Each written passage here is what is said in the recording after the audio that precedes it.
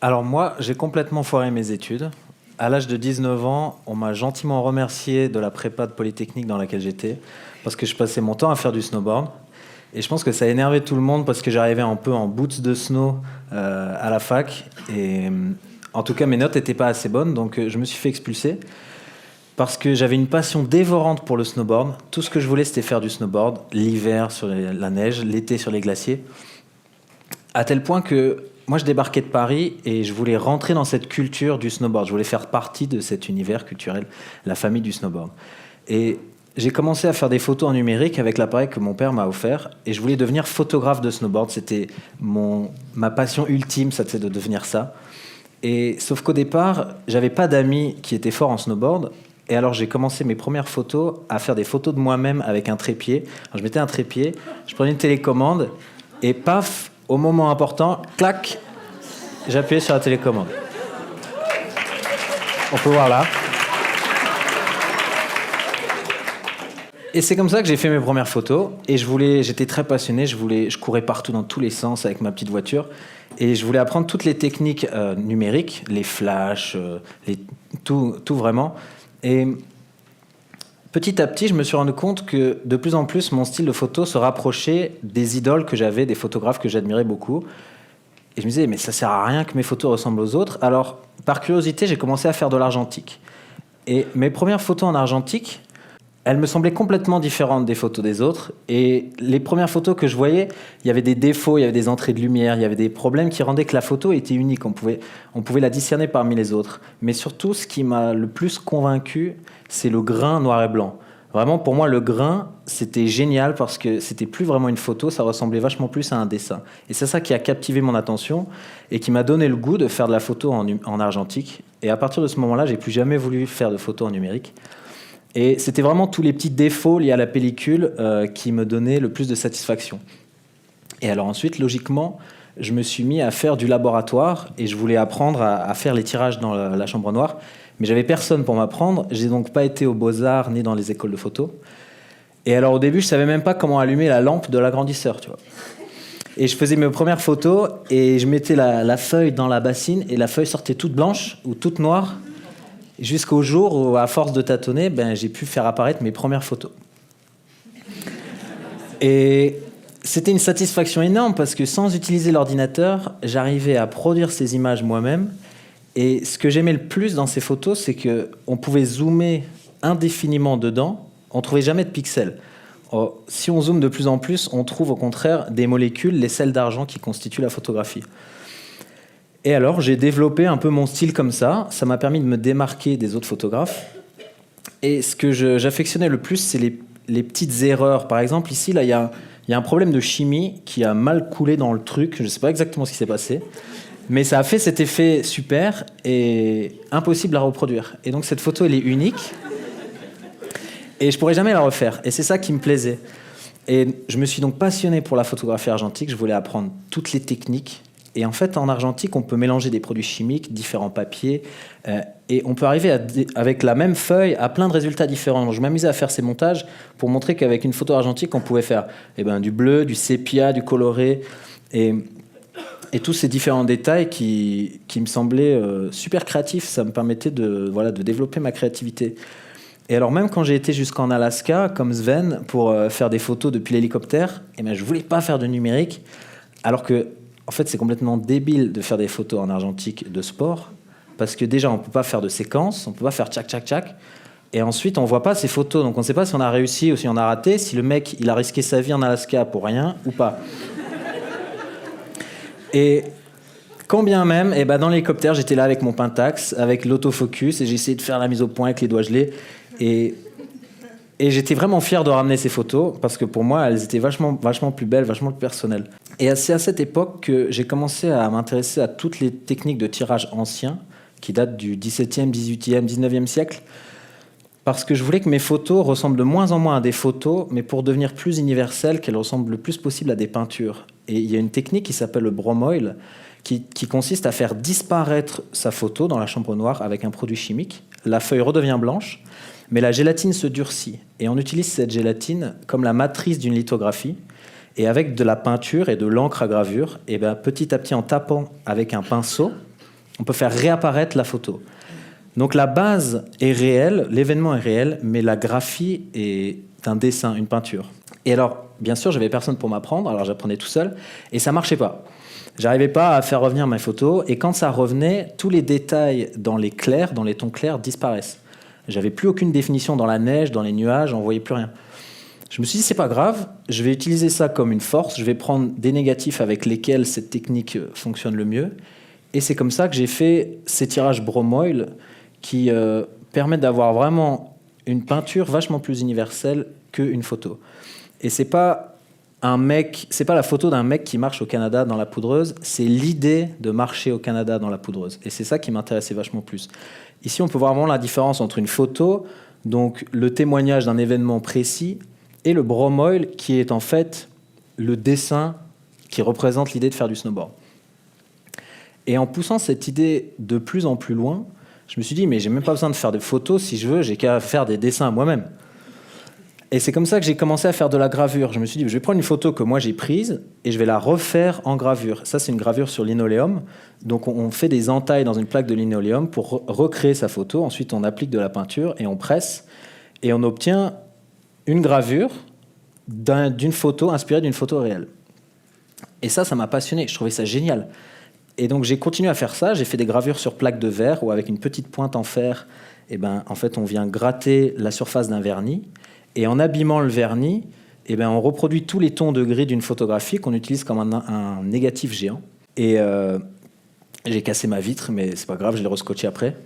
Et on arrive à ce résultat-là. Et c'est-à-dire que c'est une photo à la base, donc c'est vraiment ce gars qui saute et qui rapporte là et qui va là-bas, mais c'est plus du tout une photo, on est d'accord. Et moi, j'adore ces détails très fins et très précis, et c'est pour ça que dans cette suite logique, je me suis mis à la gravure sur plaque de cuivre, qui est un peu l'étape ultime. Pour moi, ça représentait, qui n'avait pas fait d'école d'art, ça représente vraiment l'étape ultime. Une gravure, c'est ce qu'on voit dans les musées, et moi, je voulais qu'on voit le snowboard dans les musées.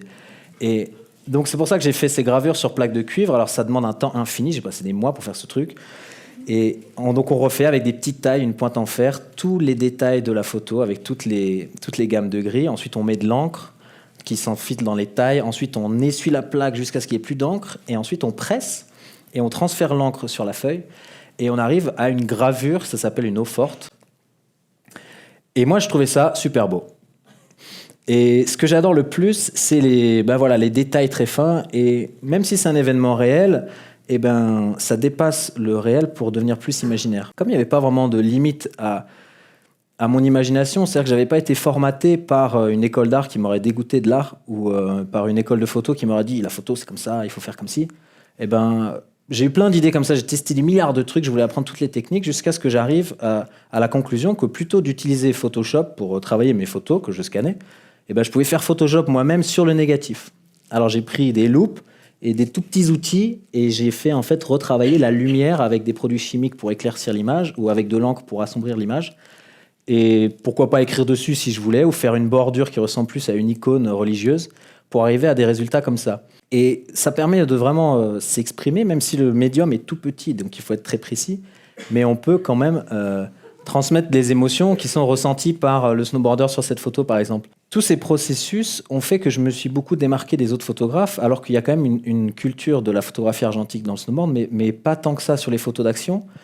Et donc, tous les magazines du monde entier m'ont contacté pour faire des couvertures avec ces photos. Et à une époque, j'ai eu beaucoup de succès avec ces photos. Et des magazines du monde entier. Et ça, c'était pour moi une grande satisfaction, bien sûr, d'avoir des photos en couverture. Et en même temps, ça me faisait poser beaucoup de questions. C'est-à-dire que je me disais, OK, en fait, le monde part en vrille. Et nous, on est dans la neige à faire du snowboard, à s'amuser, à sauter partout. On s'en fout complètement du reste des gens. Et on est complètement égocentrique, en fait. Et c'est ça qui m'a amené à faire mon premier film. Et j'attendais qu'un caméraman de snowboard montre, en fait, la réalité de la vie des pros snowboarders. Je voulais qu'on voit le backstage, toute la vraie vie de ces gars-là. Et ce film n'arrivant pas, je me suis dit, allez, mon gros, tu t'y colles. Et donc, j'ai acheté une caméra à 150 balles sur le Bon Coin. Je l'ai collée sur mon appareil photo. Comme ça, je pouvais continuer à faire mes photos. Et pendant 4 ans, tout le temps que je passais à faire des photos, je filmais en même temps. Et je filmais tout. Je filmais les soirées, les préparations, les mecs qui tombent. Et ça m'a permis de faire un espèce de super cut, un documentaire où vraiment je pouvais à loisir me moquer des snowboarders, donc de nous-mêmes, parce qu'en fait on a toujours les mêmes expressions pour dire que quelque chose est incroyable. Sick. Sick. That was sick. That was sick. That was sick. That was sick. That was fucking sick. That was so sick. So sick. So sick. So sick. So sick. So sick. So fucking sick. That's pretty sick. It's pretty sick. Pretty sick, man. Sick, man. Sick, man. Sick, man. Boom! Et donc c'est avec ces images-là que j'ai fait mon premier documentaire qui s'appelle The Eternal Beauty of Snowboarding et que j'ai fait tout seul sur mon petit ordinateur. J'ai passé 1 an à faire le montage, j'ai appris à faire le montage comme ça. Je l'ai mis sur YouTube et ça a eu un énorme succès, plus d'1 million de vues sur Internet, parce que les gens y retrouvaient beaucoup du cœur de ce que nous on aime en tant que snowboarder. Et le film est vraiment fait comme une dissertation de philosophie, avec introduction, thèse, antithèse, synthèse.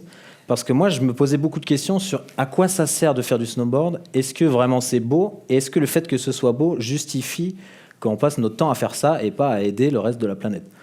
Donc c'était... voilà, ça c'était mon premier documentaire. Et d'avoir fait ce film, ça m'a ouvert des portes. Et suite à avoir fait ce film, là, au printemps dernier, on m'a proposé d'être le réalisateur d'une énorme expédition au Pakistan, une expédition de freeride dans des glaciers perdus au fin fond du Karakoram, où on a passé 3 semaines avec toute notre équipe pour aller faire le freeride d'une face extrêmement raide. Et donc on a tiré des luges pendant des semaines avec de la nourriture lyophilisée qu'on mangeait matin, midi et soir. On a dû passer un col qui était à 5600 mètres. C'est comme ça que je me suis retrouvé à faire mon premier vrai film d'aventure qui s'appelle Zabardast. C'était pour moi d'énormes responsabilités, mais j'avais aucune formation. Donc j'ai appris tout seul à faire le logiciel de montage professionnel, l'étalonnage, le sound mix. Heureusement, j'avais des techniciens qui m'ont appris. Mais j'étais très énervant avec les techniciens parce que j'étais très pointu. Je voulais tout contrôler, je voulais tout faire moi-même, je voulais pas déléguer. Donc je les remercie pour leur patience. Et je vais vous montrer maintenant la bande-annonce du film.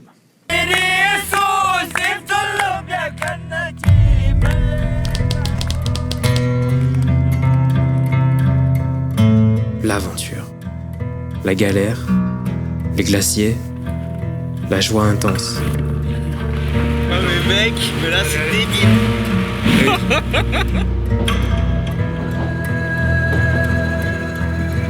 Le Karakoram, l'expé la plus belle de ma vie. «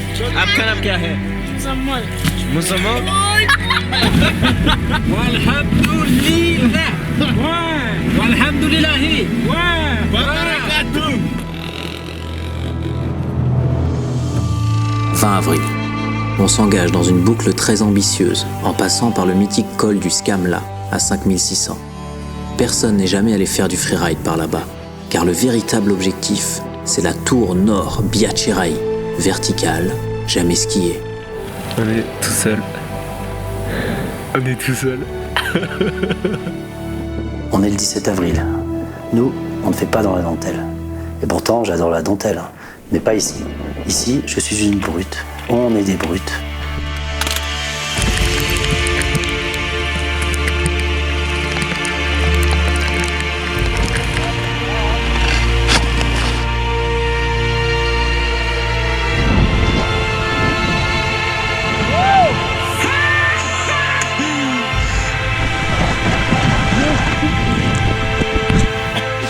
C'est engagé comme truc, hein.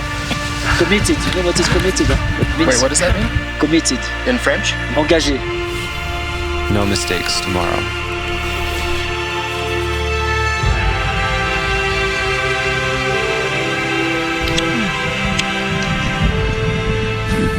Ah, c'est best job partout. Ah ouais, bah là, Des rapioles à la main. C'est en chausse là? si on chose ça, ouais. Putain, je me chie de me chausser là. J'espère que ça va pas péter. J'espère que ça va pas péter. J'espère que ça va pas péter. Ah, j'aime pas ça, putain.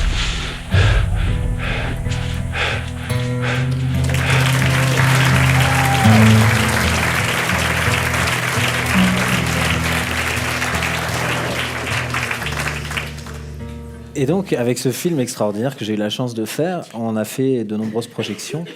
Et à chaque fois, après les projections, il y a quelqu'un qui vient me voir et qui me demande « Mais comment on devient un photographe ?» J'en sais rien. Et quelqu'un me demande aussi « Comment on devient un réalisateur de film ?» je dis, mec, j'en sais rien. Moi, j'ai pris une caméra, j'ai fait un film. Voilà. Et je pense que de pas avoir eu cette formation à l'école et d'avoir eu apprendre tout par moi-même, j'ai fait beaucoup d'erreurs. J'ai fait des photos ratées, j'en ai fait plein, mais au moins c'était les miennes. Et c'est comme ça que j'ai pu découvrir ma propre personnalité, mon propre style dans mes activités. Voilà, je vous remercie. Merci beaucoup.